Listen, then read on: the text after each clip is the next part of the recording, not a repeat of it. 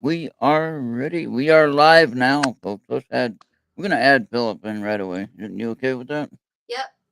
All right, here we go. Now I gotta send. I'm gonna get Charles over here too. I'm gonna add Charles, Philip. Remember Charles? Uh, we interviewed you a while back, Charles and myself on Yeah, Art Radio. absolutely. Good evening, everyone. And hello, and happy Wednesday if it's still Wednesday for you. Yeah, happy Wednesday. All right, hold on 1 second. I'm gonna get one more person in here, and then we'll be good to go. I was so busy testing everything, setting everything up, I forgot who I had to invite here.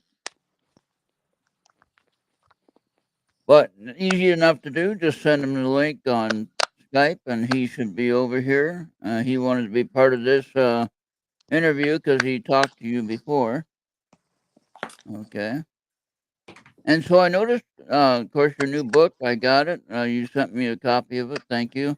My pleasure. And a PDF copy anyway.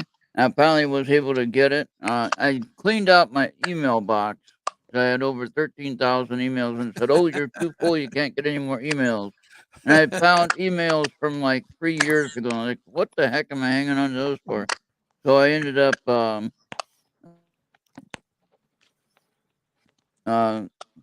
clearing, and I think I messed up. And one of the ones was your first file you sent for that book, I think. But anyway, we got it now. I got it saved and downloaded, and I got it to read even later, and we can read it again or read it, and then we can talk again about it.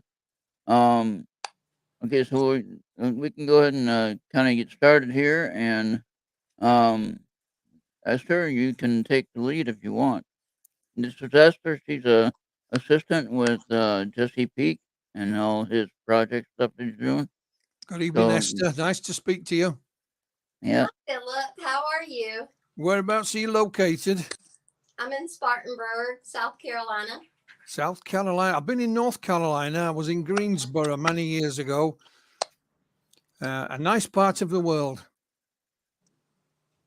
Nice. I didn't get to read on your book, but I had a couple of questions. Like, I don't know your story, so what made you want to write a book? What made me want to write a book? That's a good question, Esther. When I first started in this subject, which is a long time ago now, back to 1980, I remember one of the cases of this kind that I first investigated was a UFO landing case. I live in the north of England in the county of West Yorkshire. And literally a lady from just a few miles from where I lived in a mining town called Normanton, she phoned me and she said, Philip, you won't believe me. You won't believe me. I will give us a chance. So anyway, myself and a colleague went out to speak to her. Now, where she lived was in a terraced house. It's what we call an elevated house. You had to walk up 5 or 6 steps to get in the front door. The street she lived on was a cul-de-sac, so it came to a dead end. And at the bottom of the cul-de-sac were some trees, a little stream, and a hill. And she got a number of children, and it was just after lunch. And the lady's called Mrs. Westerman. Mm-hmm. And the children were outside playing a ball game. And one of them come rushing in and said, Mom, there's an airplane crashed in the field. So she looked out, she went out the front door, and because it was an elevated house, she could see across these fields.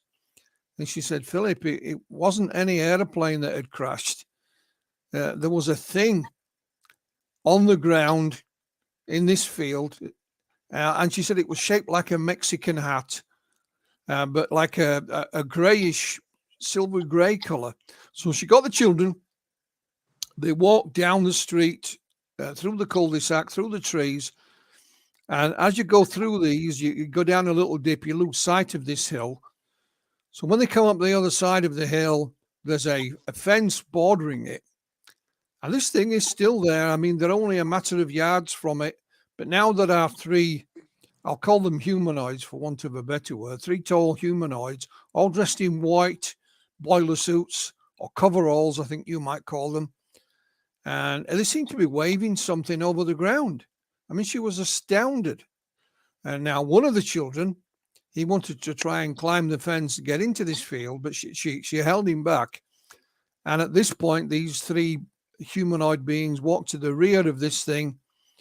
It lifted up into the clear blue sky, stopped in midair, not making a sound at all, and then shot off like a lightning bolt at an angle and was gone in a split second. So we interviewed Mrs. Westham and all the children. We even interviewed one of the children's friends. He'd gone home for his lunch and he'd missed all the excitement. And when he came back, they were all talking about it. Yeah. Now, Mrs. Westerman thought, I'll sit down tonight. This will be on the TV news.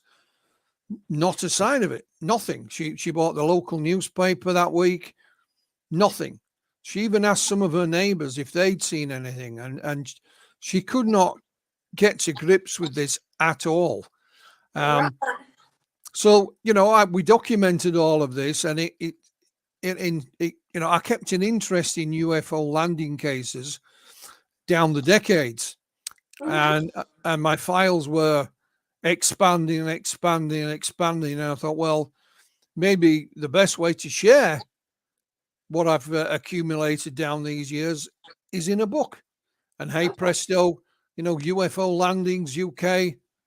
My new book is out now, and it all began with that investigation we did back in the summer of 1980. So that was the seeds planted then, if you like, Esther, and it's ended up with the new book. But a good question. That's really interesting, especially since they were like tall humanoids. Yeah, I mean, the people that we were speaking to. I mean, I was born and raised in a mining community. All around here used to be coal mines. My father worked down the coal mine all his life. Mrs. Westerman's husband was a miner, and these were the type of people I've grown up with, Esther. And at the end of the day, you're left with a decision. They're either telling you the truth or they're lying. I couldn't find any reason why these people would want to lie. We weren't allowed to use their names. You wouldn't allow a photograph to be taken. And what is interesting, out of the blue, a couple of years back, I'd done an interview with someone, and I told them this story about this case, and I forgot to use the lady's name. I just forgot. And I got an email from a lady in New Zealand, of all places. And she says, Philip, can you tell me the family name, please? Because I used to live in the town of Normanton. I've since emigrated to New Zealand. So I said, yeah, it was a lady by the name of Westerman. She says, my best friend was called Westerman. I wondered if she knows anything about it. So she emailed her friend, and her friend was one of those children I interviewed all those years ago. Oh, and wow. I got in touch with her because this was during lockdown as well. And she confirmed, and like in bullet points, boom, boom, we saw this, bang, bang, bang, bang, bang. And so, even after all these years, we had confirmation that there'd been witnesses to this event. And that, like I said, led to my book, UFO Landings UK. Wow. That's quite a story. Yeah, it is. It is. And, that is representative of the type of things you'll find in the book. There's a lot of stories in there, a lot of case histories Okay. that, you will not have heard of before. When you talked to her personally, right? Mm-hmm. What was her demeanor like? Was she upset? Was she nervous? Was she excited? She was puzzled more than anything. I mean, seeing this thing and these humanoids was bewildering enough, Esther. Yeah. But what also, made it worse, if I can use that word, was the fact that nobody else seemed to have seen it. It was a lovely summer's day. The children, like I said, were out playing. Where Normanton is in the north of England, there is a major motorway go right past it. You call it a highway. It's what it goes from, west to east in the north of England. There are thousands of cars go past, every hour.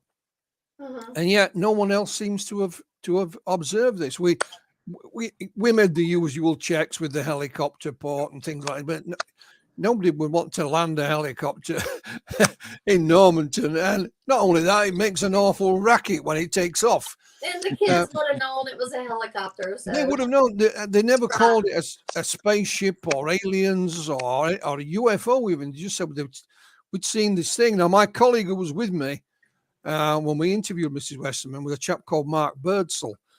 Mark was a very talented artist. So while Mrs. Westerman is talking, he's scribbling away. I'm taking notes, and he's actually doing an artist impression as she speaks. And when she's finished talking, he shows her the drawing. He says, "It look anything like that?" And she's, "Oh boy, yeah."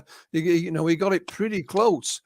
But she was, if you can be double bewildered, she was. And one, in seeing this thing, and two, that nobody else seems to have seen it. Now, we've run this story in our local newspaper here a couple of times down the years, just to see if anyone else would come out of the woodwork and say, "Well, I was out that day, I don't know, walking my dog or whatever, and I saw something." But as of yet, nobody. So, but she was extremely puzzled by all of this, Esther. She really was.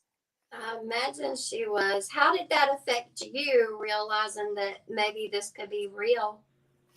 Well, I hadn't been involved in the subject that long. What it did for me, it confirmed my interest, and it confirmed for me that the UFO phenomena, whatever it is here. It is real, and it was worth investing my time in it. In other words, I wasn't wasting my time. I mean, it's my time anyway, so if I wanted to waste it, fair enough. But that confirmed to me that I'm not wasting my time. And like I said, I only live still a few miles from that town, and it was the kind of people I'd grown up with all my life.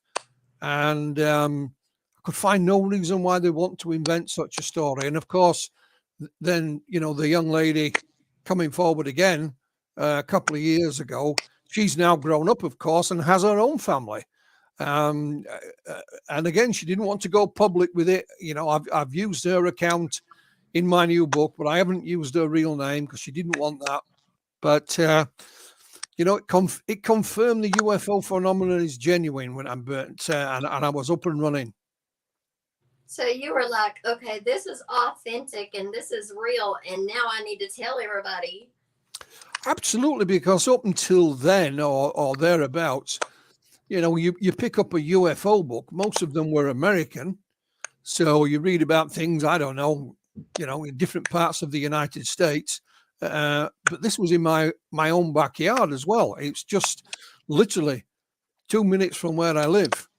Yeah, and y'all do all the crop circles. We don't really have crop circles, but well, we don't have crop circles here because we don't grow any crops around here, which I'm glad about. But going back then, there were no crop circle sightings. This is 1980. They came out a few years later. But I just felt I was in the right place at the right time with the right people. And as a UFO investigator, you couldn't ask for anything more. And I was like I said, I was up and running. That's All right, that's exciting because every case you went to, you didn't know what to expect, probably. No, well, like I said, when she first phoned me, the way she got my telephone number, I'd done an interview in our local newspaper, and they ran my phone number. And like I said, the first word she said to me was, "You won't believe me. You won't believe me. You won't believe me." And and I said, "Give me a chance. I don't," And of course, I did believe her when she told me, and when we interviewed the children as well. And people can read it for themselves. It's in the book. Wow.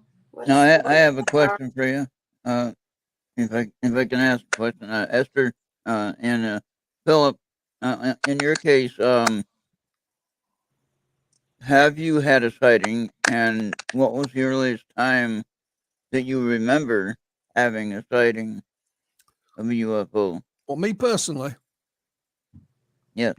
Well, again, when I got involved in this subject, the county I live in is called West Yorkshire. It used to be just Yorkshire. It was much bigger. So they split it up into north, south, east, and west. So in the north of the county, North Yorkshire, it has a national park called the Yorkshire Dales, a beautiful part of the world. And for whatever reason, areas in and around the Yorkshire Dales National Park, around the market town of Skipton, started having a lot of UFO sightings. I mean, there's very few people live there. It's what we call semi-rural. You know, there's a few sheep. The game birds. You know, they shoot game birds in August. But for some reason, we started getting a lot of these reports. So on occasion, we would go up to certain locations. One was above a village called Carlton, and the moor was simply called Carlton Moor. It was, you know, very few houses. There was no livestock. It was mainly heather, because, like I said, they do game birds there. They shoot game birds in this area. And we knew the area like the back of our hand. And I went there one evening with, again, another colleague of mine called Graham. And we stood at a vantage point where you can see the whole of the moor in front of you. It's pitch black. There are no lights because there's no buildings. And we're just chatting away, you know, talking about the football and things like that. And then right at the far end of the moor, this little light appeared. And I looked at Graham and he looked at me, and we knew there was nothing there that could cause it. There was no buildings there. Now, we jumped in Graham's car because he used to drive like a madman, you know, and he's zooming across the moor. I don't know if you've ever seen the area of these moors. A lot of the fields are bordered by what we call dry stone walls. So there's stone walls, but there's no cement in them. And we're zooming along in the dark, and I'm looking out of the passenger window, and I can see at one point, I can just see down this little valley, and there is this huge cartwheel of lights hanging in the sky. And I don't mean a little point of light in the distance. I mean, it's right in your face. And then it was gone because we're tearing down the mast. I screamed at Graham. We managed to eventually stop, get out and have a look. We couldn't see anything. And this road that we were on actually circumnavigates the whole moor. So we drove all the way around it. This is about 12:30, 1 o'clock in the morning. You know, there's a little village down in the dip. There's not even a stray cat on the street. You know, there's nothing. Graham was as mad as hell because he'd been concentrating on driving the car and he hadn't seen it, of course. So what it was, to this day, I have no idea, but it is representative of the type of things that were being seen in and around these areas in great profusion. I mean, we had lots and lots and lots of reports from these areas, and we managed to get a glimpse of it, albeit briefly, that night many years ago. And that was the first thing I've seen. And you know, I don't like to talk about it more because Graham's no longer with us. And he didn't see it anyway. You know, he was just cursing and swearing as he's driving along. If anything, it made him drive even faster than he already did, you know. But yeah, I was right there and right in your face. Wow. Interesting, yeah. Esther, you have anything?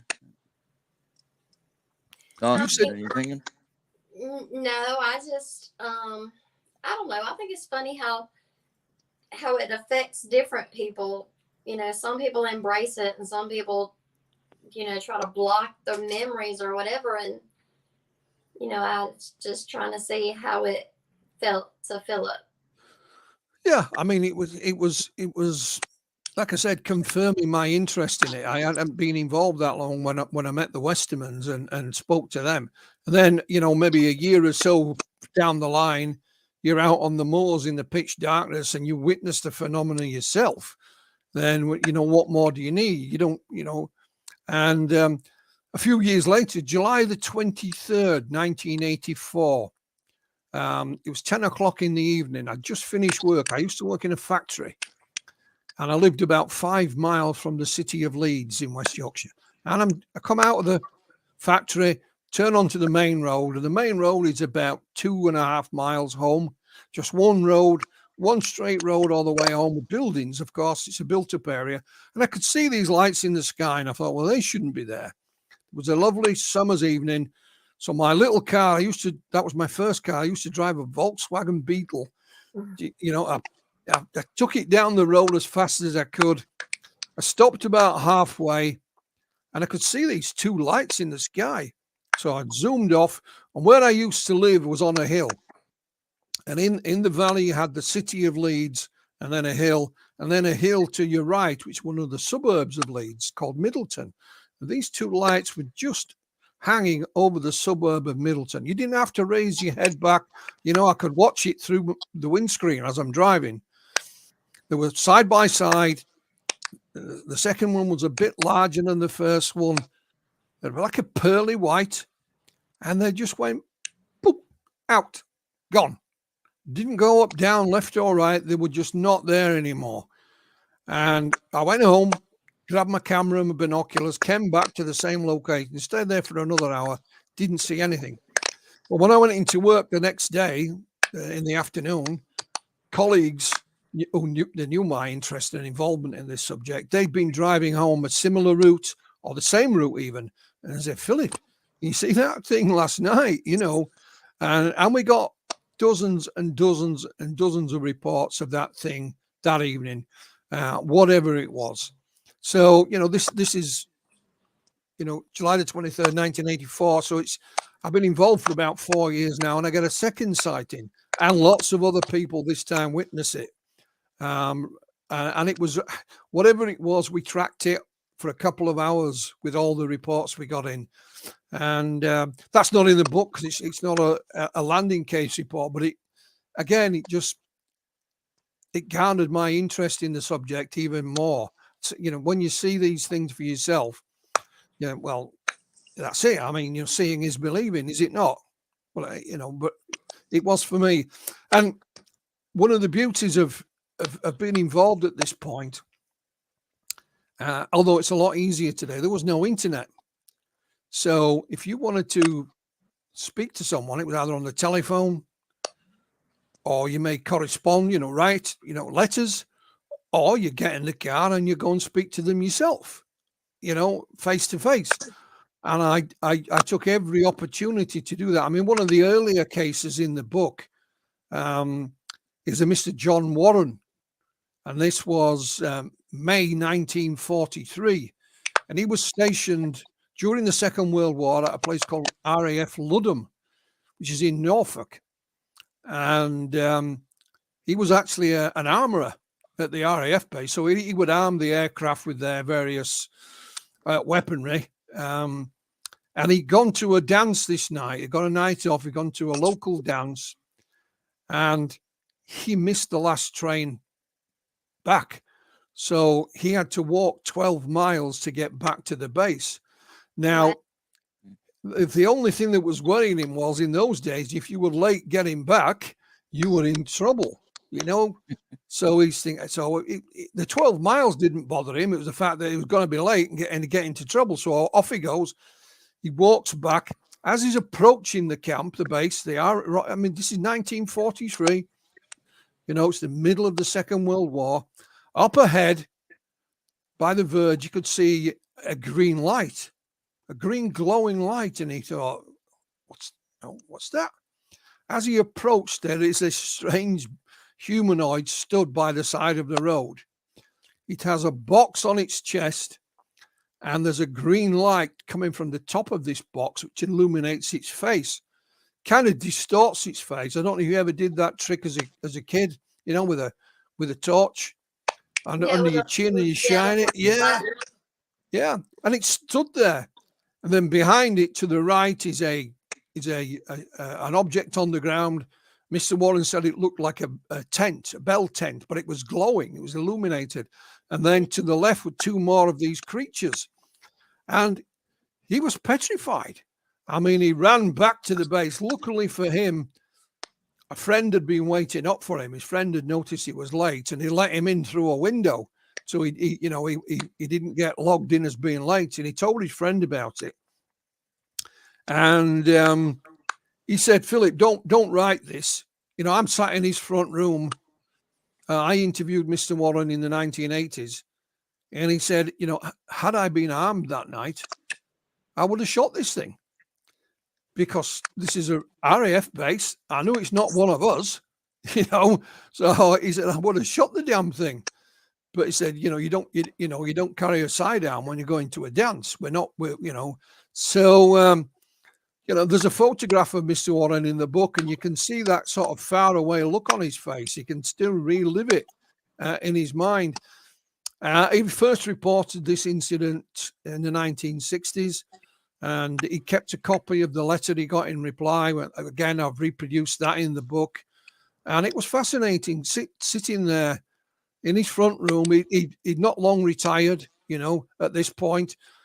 So, I feel forever grateful that I had the opportunity to go and speak to these people in person. It's fantastic what we're doing now.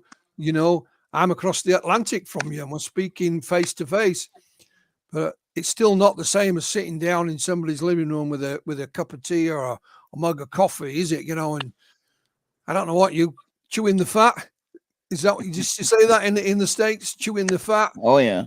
Or having a chin wag. We call it a chin wag, which is having a chat, having a talk in a relaxed manner, just making a few notes, and then put the tape recorder to one side, out the way. And,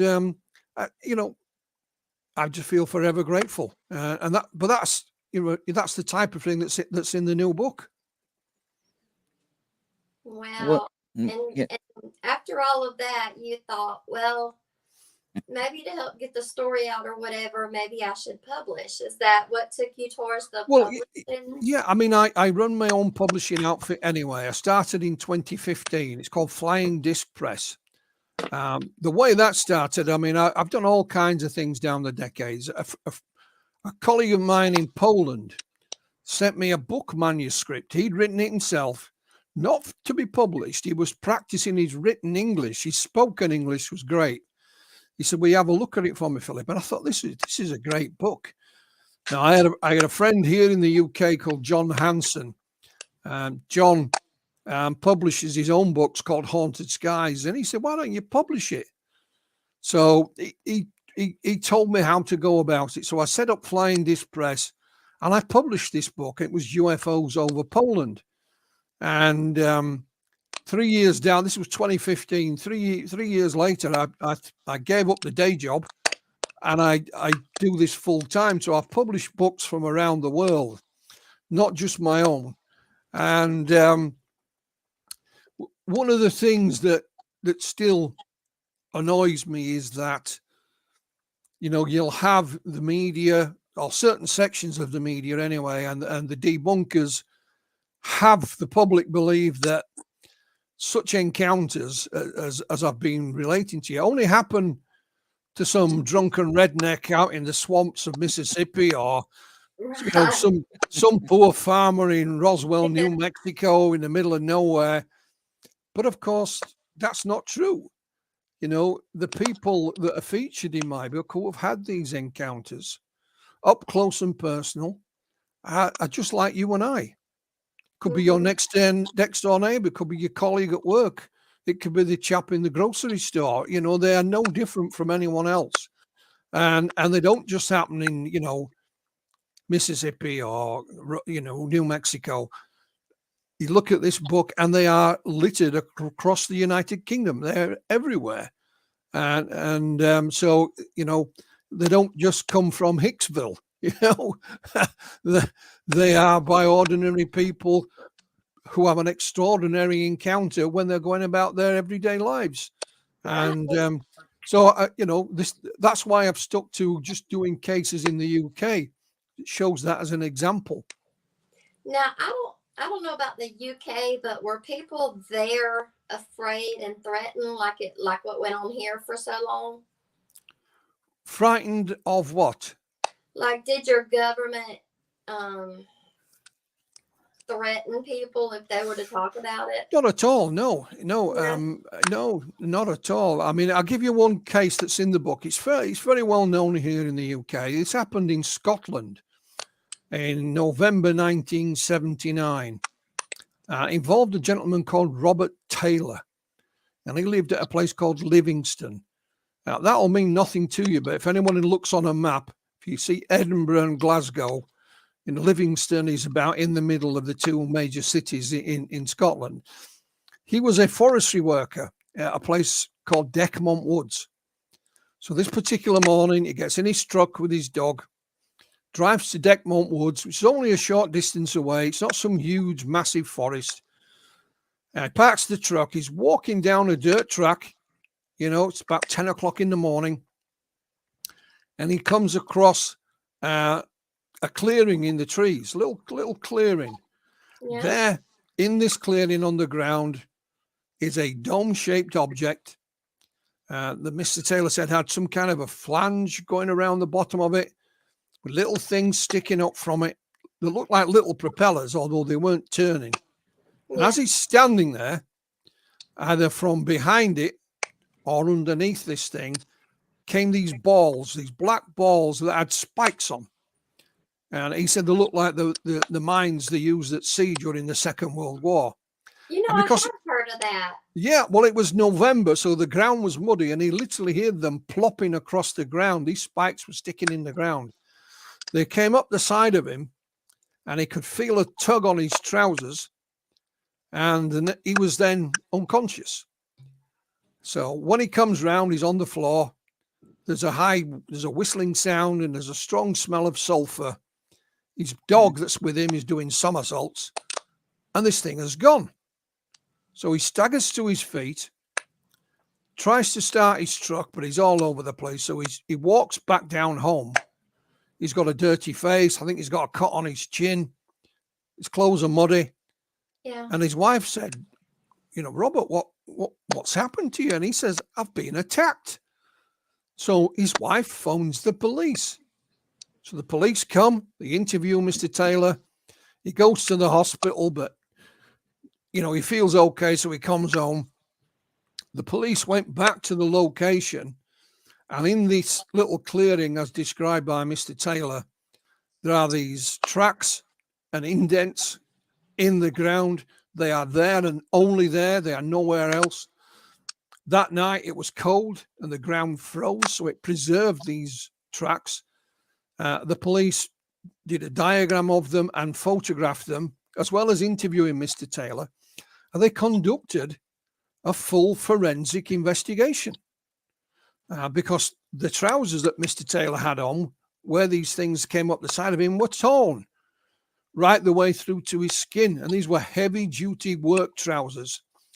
And so they conducted a full investigation and couldn't find an answer. So rather than any threats to Mr. Taylor, it was quite the opposite. And in the book is a page from the official police report on this. I have the whole thing, but I paraphrased it, and it tells you that Mr. Taylor was telling the truth. They couldn't find a rational explanation for what happened to him, and it's the only account of this nature anywhere in the UK where the police did a full forensic investigation. And that's because Mr. Taylor was an upstanding member of the local community. And again, I managed to speak to him and interview him in person a few years after the event when he'd retired, visited the location, and there is even some signs there now telling you about the event. So rather than be threatened, Esther, Mr. Taylor is one example of where the authorities did the opposite. They stepped in and conducted a proper police investigation. And that's all outlined in the book. Wow. Ron sent me the link. I'm going to read the book. It sounds really interesting. It is. It's very interesting. It's really question. And there's definitely a niche for, books about encounters and UFOs. And absolutely. A lot of people won't take that on. So And you know, publish the those. interesting thing, you mentioned sulfur. It is mentioned in the paranormal world of Mm, ghost research or spiritual investigations of hauntings, is that the demons will have a sulfur smell. absolutely, yeah, And yeah. so I'm not saying this was a demon in any means, but it could be a universal sign of something that's come up from somewhere. Well, yeah, but I'll give you another example. It's not in this book, but my first book I wrote many years ago was called Without Consent, and Mhm. I did a revised edition a couple of years back. And in there is an account of a serving police officer on duty at the time, and it was Police Constable Alan Godfrey. And this is November 1980. He was on night duty in the town of Todmorden in West Yorkshire.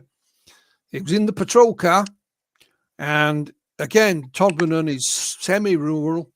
He'd actually been looking for some cows that had been reported on the loose, and he couldn't find them. So just before he finished his night shift, he stopped the patrol car when he saw an officer on foot patrol, and they had a chat. And Alan said, "I'm going to have one last look for these cows, and that's my night shift finish." As he's driving through the town on the main road, he clicks the indicator to turn right, and then all of a sudden, up ahead in front of him, he sees this light. So he doesn't turn; he keeps going, and there's an object blocking the road. It's completely blocking the road. And Alan stops his police car. This object is like a child's spinning top. It's dark grey in colour. The top of it has got a bank of panels or windows. The bottom part seems to be rotating. Alan tries to radio through to the police station but can't get through. So he takes out his clipboard. He has a clipboard in the car and he starts to draw this thing. Now, the next thing he remembers, he is several hundred yards further down this road, now driving the patrol car. No recollection of starting it. This thing has gone. He goes back to the location. And now it'd been raining during the night. Where this thing had hovered over the road, it was dry. So he went back to the police station. He was late. Couldn't figure that out, how he was late.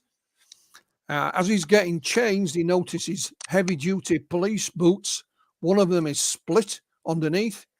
He's also got a mark on the instep of his left ankle that wasn't there the night before. Mm-hmm. Cutting a long story short, some months later, Alan linked up with local UFO investigators, and they hired 2 psychiatrists to put Alan under regressive hypnosis. And I've seen the tape, the videotape. It was recorded, and Alan recounts what we'd now call an alien abduction. He's in the patrol car, and this light hits him, and he throws his arms up like this. He talks about seeing a being that's pretty human looking, in a white robe with a little cap on, and then he sees these little ugly creatures. He says they've got heads that look like light bulbs. Remember the old-fashioned light bulbs we used to have? Mhm. And there's a little paranormal thing that pops up. And I'm not aware of this in any other alien encounter. Alan says, there's a dog. There's a black dog. Now, I've never heard of an animal, or certainly a dog, being seen during an alien encounter. But dogs, specifically black dogs, are well known in paranormal circles. The devil dog, the hound of the Baskervilles, whatever you want to call it. Hellhound. Yeah, I mean, Winston Churchill used to suffer from depression, and he used to call his depression the black dog. It was like, so black dog has lots of connotations in the paranormal world as well. But like Mr. Warren in his RAF days, he said if he'd had a gun, he would have shot that thing. Alan, the police constable, and as you know, our police officers don't carry guns. He said, Philip, if I'd have got out of the police car and I'd had a brick, I could have thrown it at that thing and it would have gone clunk, you know.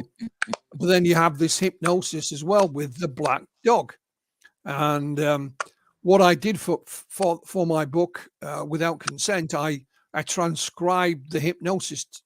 So we don't have you can't, there's a couple of pictures from the video, but I actually transcribed the hypnosis session. So you can read it for yourself rather than just have me paraphrase it. So there's a black dog. So you were right. Sometimes there are these cases overlapping to what we would call the paranormal. And that's just another example, if you like. In the chat, we have a question from Ufi, and it says, "Isn't the Egyptian god Anubis portrayed as a human with a black dog head?" Yeah, absolutely. There are, like I said, the black dog. I'll give you an example. Another example. I told you about the sightings in the Yorkshire Dales National Park. We had a letter from a chap, and he'd seen this thing, and so we phoned him, and I said, "Oh, we'll come and interview you."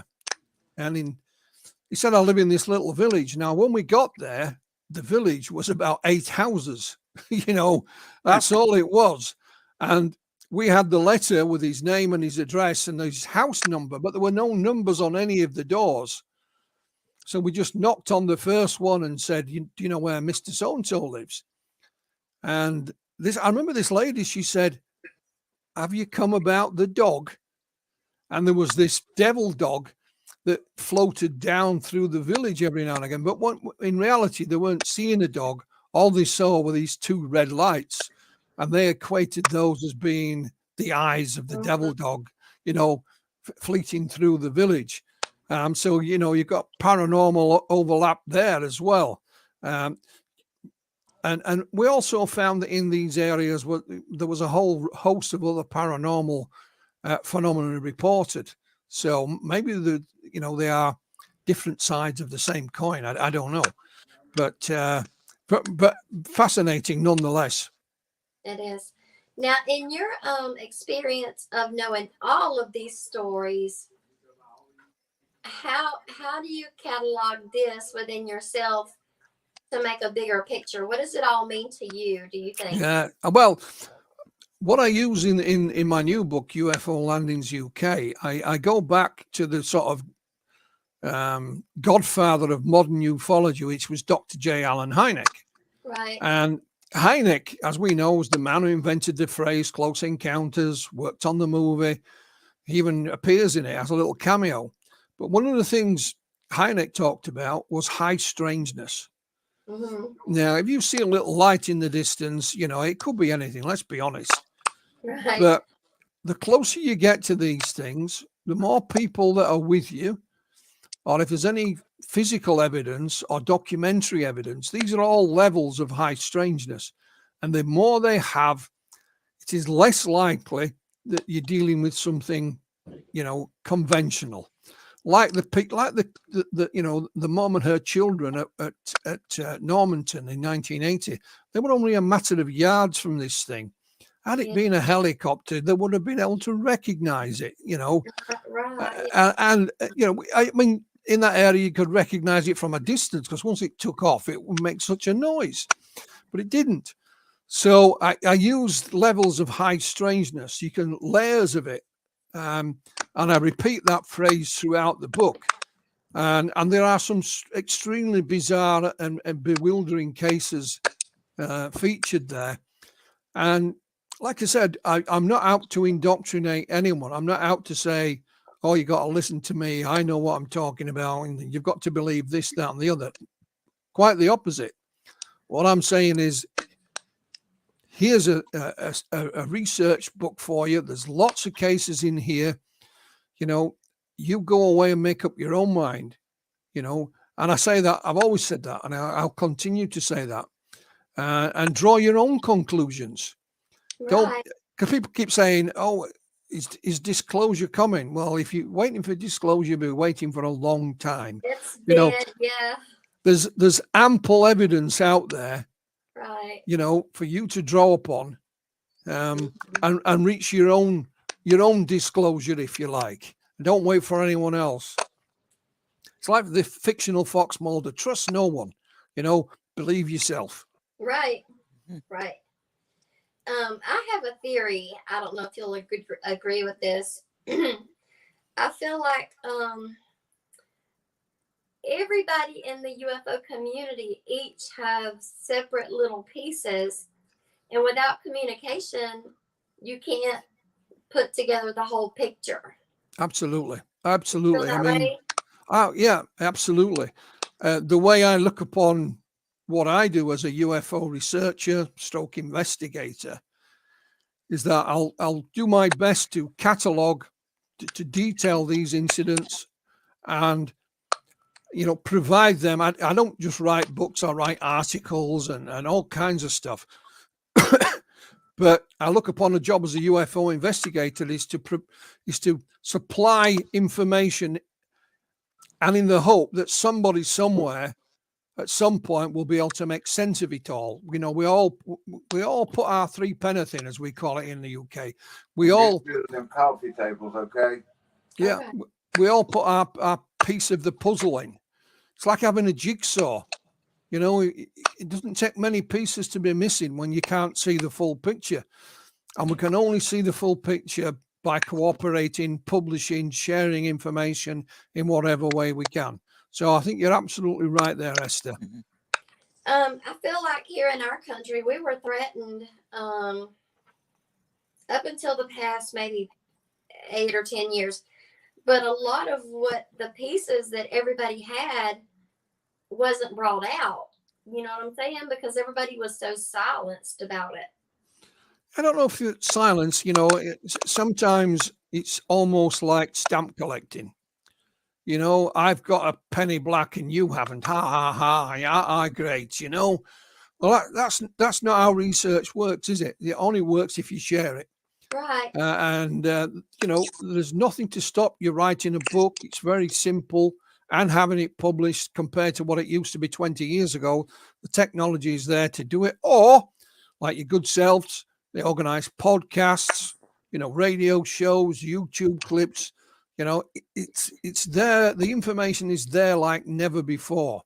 So, like I said, it's all here now, but before people went missing. Well, it was difficult before because also, like when I started, Esther, there was this stigma attached to the subject. Like I told you, Mrs. Westerman, don't use my name. Do not publish my name. And that was a feature of research. That kind of changes when the media changes. So now we've got a friendly media, by and large, not everyone, but we've got a friendly media who are giving the subject a serious treatment or a serious look, which in turn, helps us share information and helps people step forward and say, by the way, I saw this. I've never told anyone before, but here you go.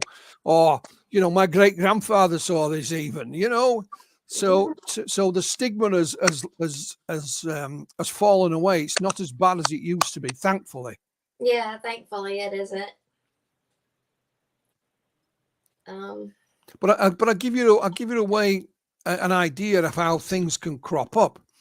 I did some television work last year, and again, a local gentleman contacted me via email, and he says, "I haven't seen anything, Philip. It's my wife's grandfather. Can I come and see you?" And again, he didn't live far away, so when lockdown allowed, he came to see me. Now, like I said, this whole area where we live and further afield used to be coal mines. It's mainly coal mines was the industry. Mm-hmm. Now, his wife's grandfather had been a mining engineer.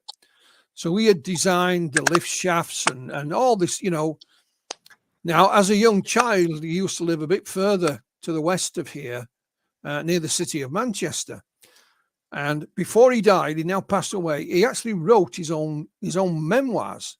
So he sat down and typed them up and printed them out for his family. So there was only about 10 copies made. Yeah. Now, the memoirs are split in two. First part is his life growing up. Second part is his life as an engineer. This gentleman said to me that the engineering part is really boring, Philip. It really is, But in his early part of growing up, when he lived at Manchester, the biggest chapter in this memoir, and it's not a huge, great memoir, but the biggest chapter is one called The Encounter. And he details his own encounter that him and his friend had in 1911. Wow.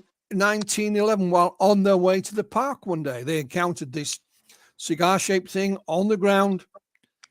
It opened up. They went on board. There was humanoids there. They conversed with them, and no harm came to them. And he'd never told a soul. He'd never told anyone. The only time they found out about it is when he sat down before he died to write his little memoirs. And it makes you wonder what else is lying around out there. Yeah. Now, I'll give you another example. This year, as we know, is the 75th anniversary of flying saucers. And it's the 75th anniversary of the Roswell crash. Now, everybody at Roswell, to the best of our knowledge, is now passed away. They're all the witnesses. They're all gone. They're all deceased.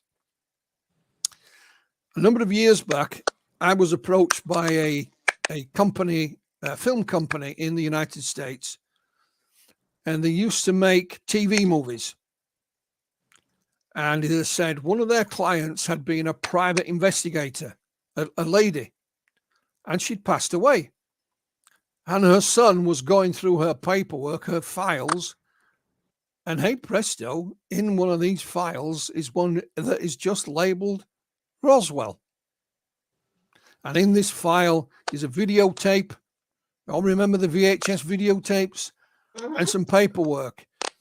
So he plays the videotape, and on it is an informal interview by his mum with an elderly gentleman called Deputy Charles Forgus. He'd been in the military during the Second World War. You can see his military pictures as the camera pans round. And then after the war, he joined the police force. So you see him as a young man in his police outfit and what have you. But he wasn't based in Roswell. He was based at a place called Big Spring in Texas.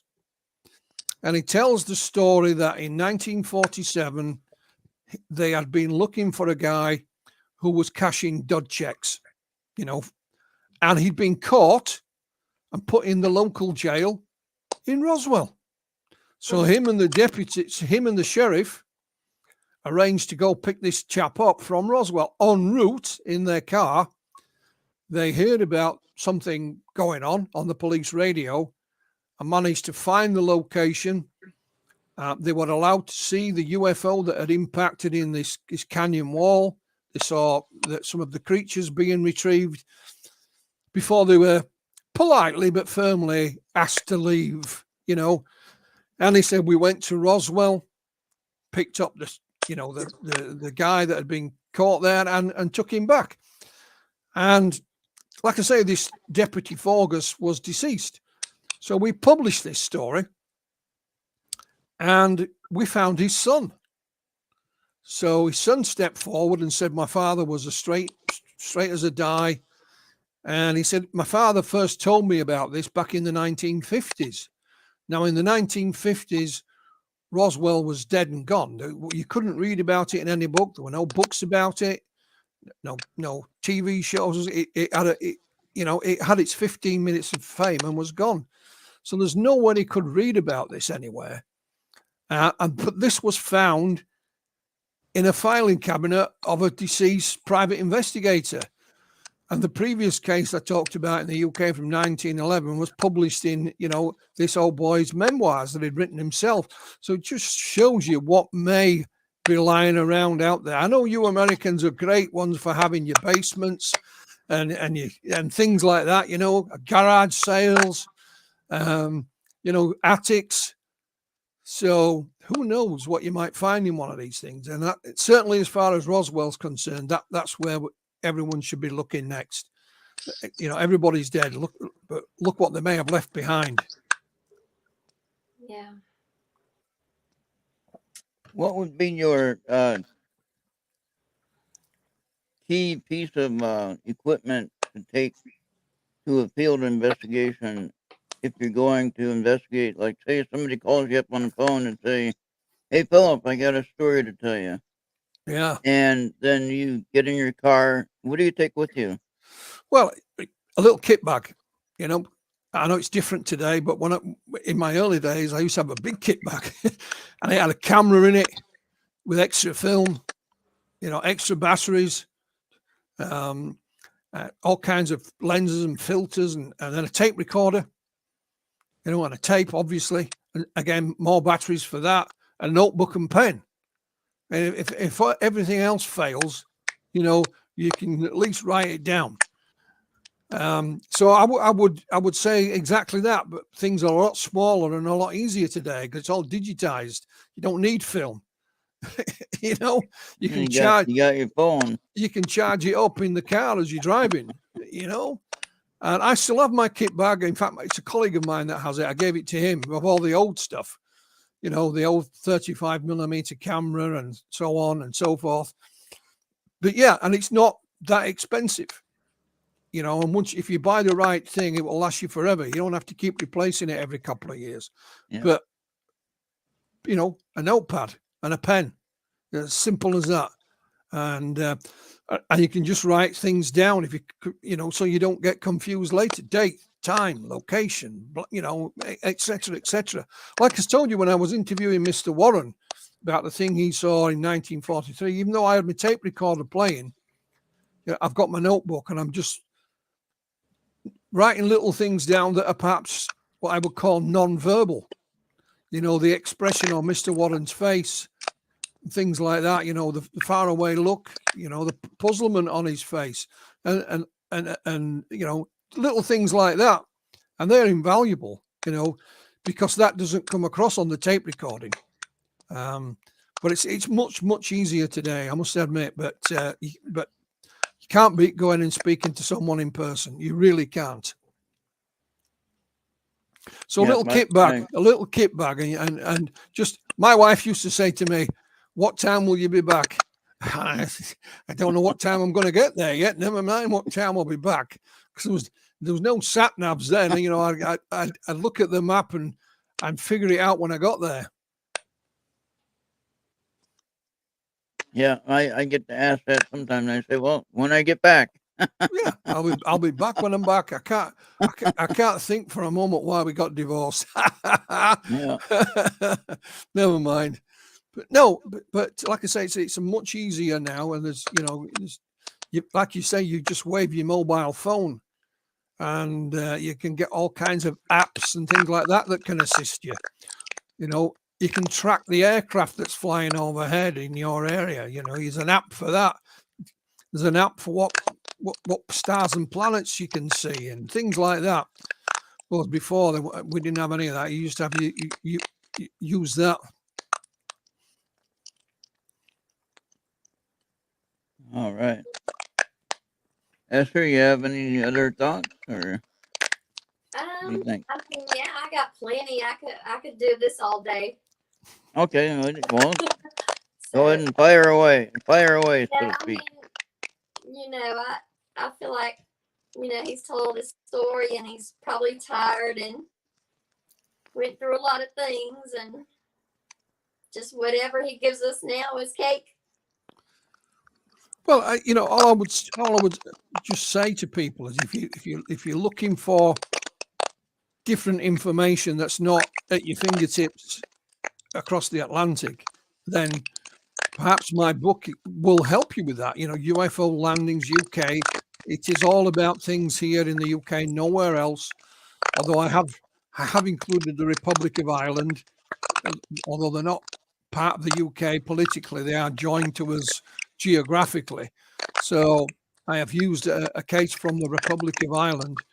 And again, you can use that to your own benefit for your own knowledge. But you can, if somebody says to you, "Oh, you know, such cases don't exist elsewhere," well, you can waft my book around. You can smack them around the head with it and say, "Well, what about these in here then? You know, these are not. You know, you're talking nonsense, my friend. Here's a fine example. And I've published books from Brazil with cases after case after case there, from Poland, from Romania, from Japan, from Italy. And so the UFO phenomenon, whatever it is, it doesn't recognize any international borders or boundaries. It is truly global.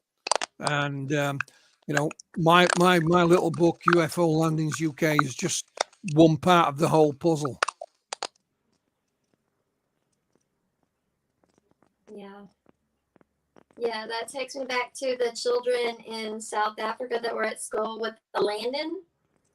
In Zimbabwe, at Ariel's school. Yeah, well, that was in the 90s. And I was very fortunate that she doesn't get the credit that she deserved, but the first investigator there was a lady called Cynthia Hind, who lived in Zimbabwe. And, I met Cynthia several times. She told us about that incident. Dr. John Mack went out there. The first interviews with the children were actually done by the BBC. And if you see a rather large lady in the background with a red dress with white polka dots on it, that is Cynthia. She was already there because she lived there. And but it's Ariel's school was a well-educated school who saw these things land. And of course, in my book, we have what I call them schoolyard sightings at a place called Broadhaven in February 1977. We had 14 children see this UFO land. And I think there was about 6 of them claimed to have seen these humanoid creatures. The most distinctive feature was said they had funny ears. And they all drew pictures of it, this, and they're in the book. I've got some of the original drawings featured in the book. So schoolyard sightings like the one in Ariel, Zimbabwe, the Ariel school, are not uncommon. We have one from the country of Wales in my book. And there is a new documentary coming out about the Ariel school sighting. I think it comes out on the 20th of this month. So that's something I'm looking forward to seeing myself. But if you want a British equivalent, then, the place to look is my book. I'll for sure read it. I'll for sure. All right. I've had a really, really good time listening about, your stories and your experiences, and I've really enjoyed it. I appreciate you coming on to talk with us. Oh, it's my pleasure. My pleasure. We have spoken before, and I dare say we'll speak again. I hope so. and it's super nice to meet you. Well, thank you very much. I was going to mention, Philip, I think I mentioned this in an email. I saw your show. I can't remember what channel it was on. I have no dish or cable TV. I just have like Sling TV or whatever. And I was scrolling through these channels and I caught a name called UFO Hunters. Oh, yes. And I don't remember what year it was made, but it was a while ago. Yeah. I recognized you, and I said, "Wait a minute, that's Philip." Yeah, UFO Hunters was a series, headed by Bill Burns, of course. Yeah, and they were filming here in the UK, and I went over to meet them in Manchester, which is only about an hour from where I live. If anybody in the US wants to know where I'm located, I'm about 60 miles from Liverpool. They all know that the Beatles came from Liverpool, so it'll give you a bit of an idea. And I went to Manchester to meet Bill and film a piece with him. We actually went to the Science Museum there. We filmed it inside an old World War II aircraft. And we're talking about, something recorded between two military aircraft in flight. It's the voice cockpit recording.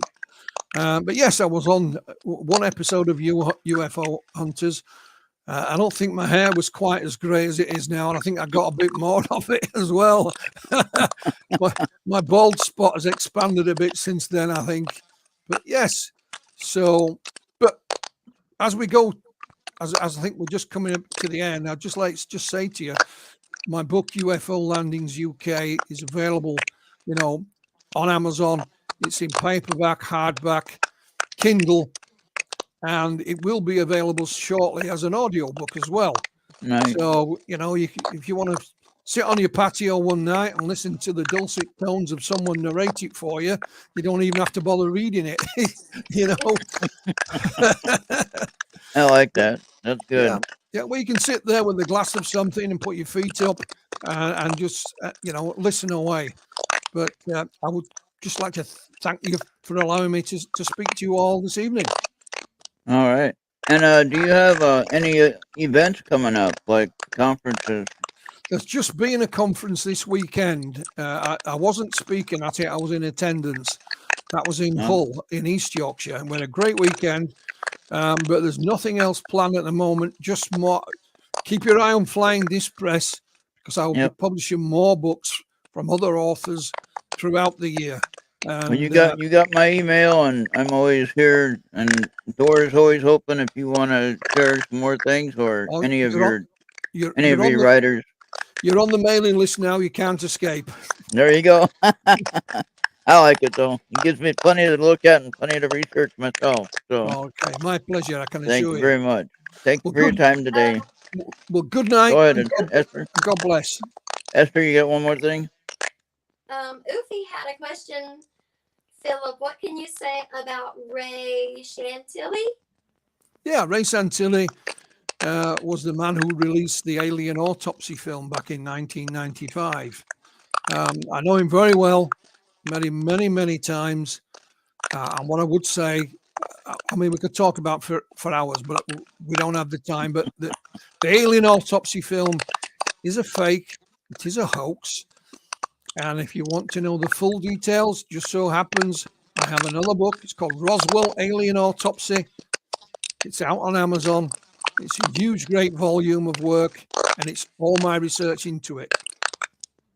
So if you want to know about Ray Chantilly, that's the place to go. Go get my book. Awesome. There you go. Thank you very much. Okay. Well, good night, and God bless everyone. All right. Good night. Bye-bye Thank now. you again. See you again.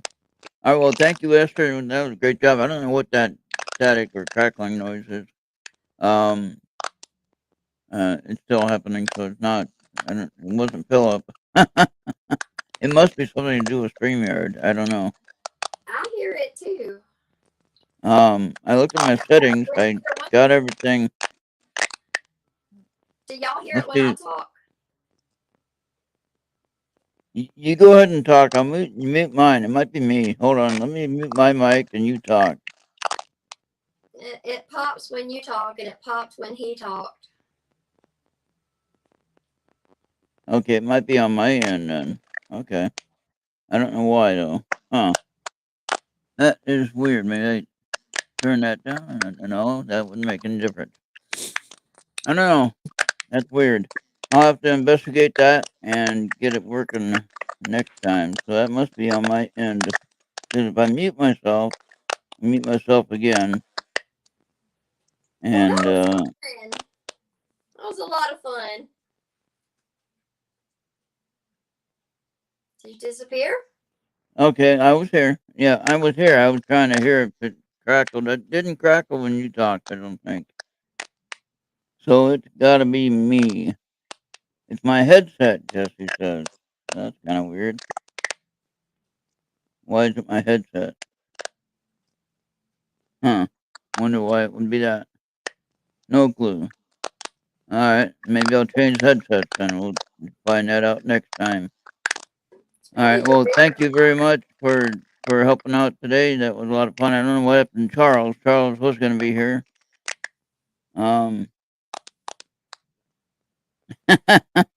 Andy at the end coming in with the fine comment. Where has he been this whole time? All right, but yeah, we'll be back Friday night. Hopefully, my microphone will be straightened up by then. So. Well, thank you for having me, Ron. You're welcome. Yeah, you were the star of the show, and you did really great. And of course, couldn't really go wrong with a great guest like Philip. Yeah, And I'm glad he's just full of information. He talked forever. yeah, and yeah, we can probably have a 6-hour interview with him, no problem. And he can probably share a bunch of stories, have a lot of fun. But anyway, we'll get through this technical stuff. It could be just my headphones are crapped out, cheap headphones. So we'll see. I got about a dozen of these cheap headphones, different ones, different models. So we'll just keep changing them as I need them. All right. But for right now, I guess we're done for now. And thank you again for taking the time out of your busy afternoon to visit with us here. And it was an odd time, but we still had a few people listening, and some people jumped in here and then they had to leave or whatever. Oopie, it's a cord headset, corded, attached by the cord. Um, Catch it later. so all right, yep, well, yeah, thank you, and you have a great day. You too. Bye bye. All right, bye. All right, well, thank you everyone on YouTube for being here, and let me see now. Is that still crackling? Is it crackling now? Spider in the mic, and that's what Bill had on his microphone. He had a spider. All right, so I don't think it's crackling now. So I wonder if that was okay because she left, so that's weird. Okay, that might be feedback on her two systems really close, maybe. We'll investigate that and check that problem. But mine sounds okay now. Of course, Andy wants me to leave. Okay, well, thank you, Oopie, and thank you for confirming that. But that's okay. We still had a good interview and still had a good show and had a lot of fun talking to Philip Mantle again. Charles was supposed to be here. That always happens, especially at this time of the day. It's a little bit different. Yeah, so we're gonna Jesse. Maybe you can help her with that technical issue if it is something. I think it's her using the either the phone and tablet compared, really close to the um computer. Turn down or turn mute one or the other, whichever one. I'd say mute the computer if you're gonna be using the tablet as your audio source. Just a suggestion. We can test that at some other point if you wanted to make sure it works correctly for anything else, and that way we can get it to where you sound uh you don't have that crackling sound. See, I thought it was just a clipping sound, like too high volume somewhere. I couldn't see anything on my end that was set too high. But we'll get it figured out. No worries, no worries. We can get through that and get it all figured out and get it taken care of, and it'll be just fine. So we'll keep improving as we go. So anyway, that's it for now, and I'll be back tonight at 7 p.m. with Slacker 82 Alpha and the guys in Florida talking about all kinds of crazy stuff they love to talk about. And they are aired on national and international radio stations, and they always mention us because I stream their live show on Earth Radio on Mixler side. And then they also have other uh, radio hosts and stations that play their show live all over the U.S. and the U.K. as well. So that'll be pretty interesting. Keep seeing that growing and growing. I was one of the lead people that offered to do that for them.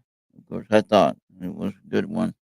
I might not have been the first one, but I was one of the probably one of the top 10 that had offered them to take that opportunity to get their name out there, and it helped both of us actually. So anyway, not they needed any help from me, but anyway, that's all I got for you tonight, or for today. And again, tonight we got Slack 82 Alpha first show. Second show is In the Outer Rooms Revisited with Joey Medea. Third show is Three Beards Podcast, Three Beards Archive Podcast. So that's all on Earth Radio audio side. Please get on over here and tune in on Mixler. If you haven't got Mixler, download it and then tune in to the audio site. Create an account with your email and be part of the chat. We'll see you all on the next one. Thank you, everyone, for being here. Andy, Esther, Oopie, and Jesse was here a little bit. I don't know if Bobby was here or not, but if he was, hello. And okay, and anyone else that I missed, and anybody else with stragglers on Facebook and whatever else, hello to all the watchers. All right, we'll see y'all on the next one. Bye bye.